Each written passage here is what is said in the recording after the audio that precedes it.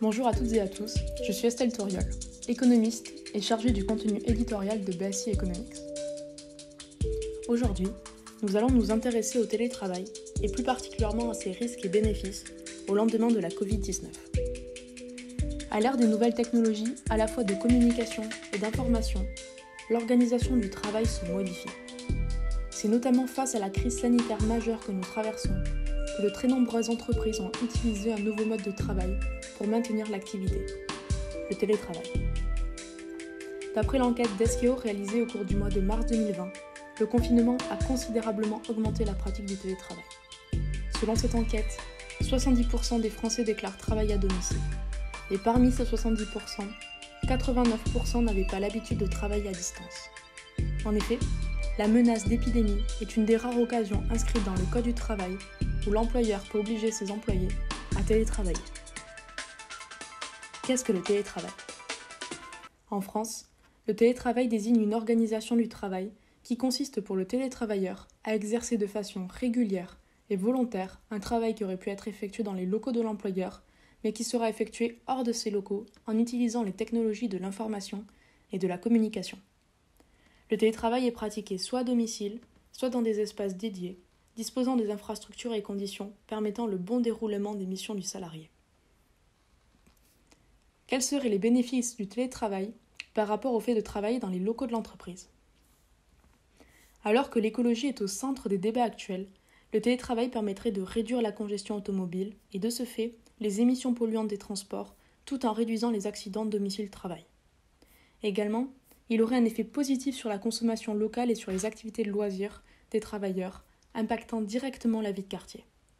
En ne réalisant pas certains déplacements les jours télétravaillés, les télétravailleurs réinvestissent ce temps dans les activités traditionnellement faites le week-end. De plus, la faible occupation du bureau offre également la possibilité de réaliser des économies de coûts grâce à une utilisation plus faible de l'énergie ainsi qu'un gain de l'espace, autant dans les locaux de l'entreprise que sur les parkings des salariés. De nombreuses entreprises pourraient s'orienter vers des locaux plus réduits ou vers des localisations moins centralisées dans les villes et utiliser le gain financier des loyers moins élevés pour développer les moyens de communication et de l'information dans leur entreprise. Il serait également possible d'avoir moins de bureaux individuels au profit d'espaces de réunion et de convivialité lorsque les salariés seraient dans les locaux. Un autre type d'avantage à relever est une meilleure concentration à domicile que sur le lieu de l'entreprise, moins de stress, un sentiment de liberté et une plus forte autonomie. En effet, les open space étant de plus en plus présents dans les locaux des acteurs économiques, la difficulté de se concentrer est grandissante avec le bruit associé à ces lieux. Le télétravail pourrait améliorer la productivité et la concentration du travailleur. Aussi, il pourrait avoir un effet économique pour l'entreprise, à la fois en réduisant l'absentéisme contribuant à atteindre les objectifs et en offrant la possibilité en ce qui concerne le recrutement des salariés. En effet, des candidats peuvent être recrutés à distance et faire l'ensemble des missions qui leur sont attribuées à leur domicile. Cela permettrait de renforcer la position des entreprises dans la recherche des talents.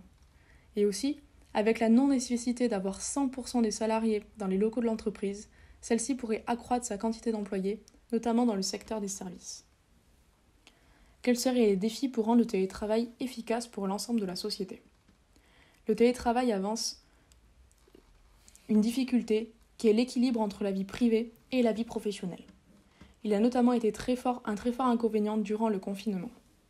Les principales craintes et principaux inconvénients peuvent être également la diminution des interactions dues à la distance.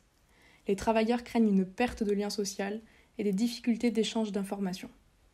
Aussi, le télétravail accroît les sollicitations à des horaires qui ne sont pas dans les tranches horaires des heures de travail.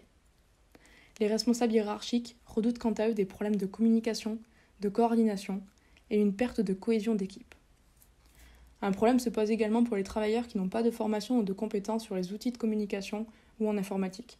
Ces salariés auront des difficultés à exercer les missions hors locaux des entreprises et risquent de se sentir d'autant plus isolés. Malgré un fort taux d'investissement dans la technologie de l'information et de la communication, les entreprises françaises sont en retard quant à l'utilisation de ces technologies. La baisse des charges immobilières pourrait amener les entreprises à privilégier de forts investissements dans ce domaine, autant à travers la formation des salariés qu'à travers l'achat de nouvelles technologies. Finalement, le télétravail ne dispense que de peu d'encadrement par le Code du travail. L'épidémie de Covid-19 a amené de nombreuses entreprises à mettre en place le télétravail de manière régulière. Or, passé 2 jours de télétravail, le travailleur n'est plus aussi productif et les inconvénients peuvent devenir plus forts que les avantages. Le succès du télétravail se trouvera donc dans la capacité des entreprises à fournir des technologies de l'information et de la communication adéquates aux salariés, et se trouvera dans la capacité des salariés à équilibrer leur vie privée et leur vie professionnelle. Le télétravail pourra être évalué par les potentiels gains ou pertes de productivité générés par cette nouvelle organisation. Si le télétravail est relativement bien accepté par l'ensemble des acteurs, toutes ses conséquences ne sont pas encore connues. Il serait donc intéressant d'étudier plus en détail et de manière éclairée les impacts du télétravail régulier sur notre société au lendemain de la crise sanitaire. Je vous remercie à toutes et à tous de m'avoir écouté.